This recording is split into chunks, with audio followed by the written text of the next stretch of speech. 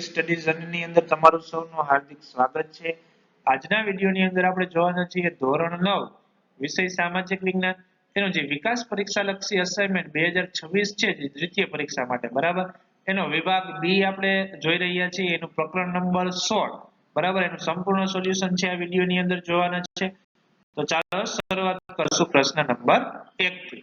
પહેલો પ્રશ્ન છે કે પૃથ્વીની આકૃતિ દોરી તેના પર નીચેની વિગતો દર્શાવવાની છે। કર્કવૃત, વિષુવવૃત્ત અને મકરવૃત્ત આકૃતિ દોરીના ત્રણે ત્રણ આપણે દર્શાવવાના છે।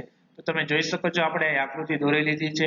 અહીંયા કર્કવૃત છે બરાબર, અહીંયા વિષુવવૃત્ત છે એકદમ સેન્ટરમાં અને નીચે આવશે મકરવૃત્ત વિદ્યાર્થી મિત્રો। ચલો નેક્સ્ટ જોશું।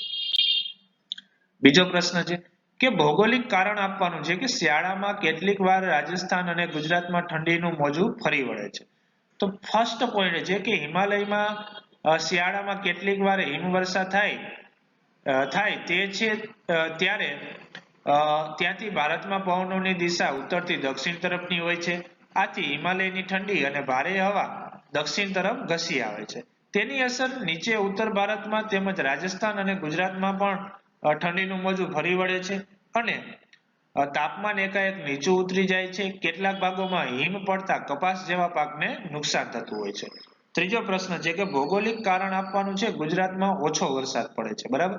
તો ગુજરાતમાં અરબ સાગર પરથી વાતા નૈઋત્ય મોસમી પવનોની એક શાખા વરસાદ લાવે છે। આ શાખાના પવનો નબળા હોય છે અને તેમાં ભેજનું પ્રમાણ પણ ઓછું હોય છે। વળી ગુજરાતના આ ભાગમાં કોઈ ઊંચા પહાડો કે ગીચ જંગલો નથી, તેથી આ પવનોમાં રહેલા ભેજનું ઘનીભવન થવાની શક્યતાઓ ઓછી રહે છે, તેથી ગુજરાતમાં વરસાદ ઓછો પડે છે। ચલો નેક્સ્ટ ચોથો પ્રશ્ન જોશું કે ભૌગોલિક કારણ આપવાનું છે ચોમાસું ભારતની સૌથી મહત્વની ઋતુ શા માટે ગણાય છે। તો કે ભારત એક ખેતી પ્રધાન દેશ છે વિદ્યાર્થી મિત્રો, અને ભારતની મોટા ભાગની ખેતી વરસાદ પર આધારિત હોય છે અને ભારતનો 80% જેટલો વરસાદ ચોમાસામાં જૂન થી સપ્ટેમ્બરમાં પડતો હોય છે। તેથી ચોમાસું છે એ ભારતની સૌથી મહત્વની ઋતુ ગણવામાં આવતી હોય છે। ચાલો નેક્સ્ટ અને આપણે પાંચમો જે પ્રશ્ન છે લાસ્ટ પ્રશ્ન છે બરાબર। તો નીચેના શબ્દોની સંકલ્પના સમજાવવાની છે રવિ પાક અને આમ્રવૃષ્ટિ બરાબર। તો ચાલો પહેલા જોઈએ આપણે રવિ પાક। તો કે શિયાળામાં લેવાતા પાક રવિ પાક કહેવાય છે। આ પાકને ઠંડી આબોહવા માફક આવે છે। એના ઉદાહરણ તમે લઈ શકો છો ઘઉં, ચણા, સરસવ વગેરે। આમ્રવૃષ્ટિ એટલે તો કે મે મહિના દરમિયાન મલબાર કિનારે કેરળ અને કર્ણાટકમાં ચોમાસા પૂર્વના જે ઝાપટા પડે છે તે કેરી પાકવામાં મદદરૂપ થતા હોવાથી સ્થાનિક ભાષામાં આમ્રવૃષ્ટિ તરીકે ઓળખતા હોય છે। તો અહીંયા વિદ્યાર્થી મિત્રો આપણે જે પ્રકરણ 16 હતું એનું સંપૂર્ણ સોલ્યુશન પૂર્ણ થાય છે।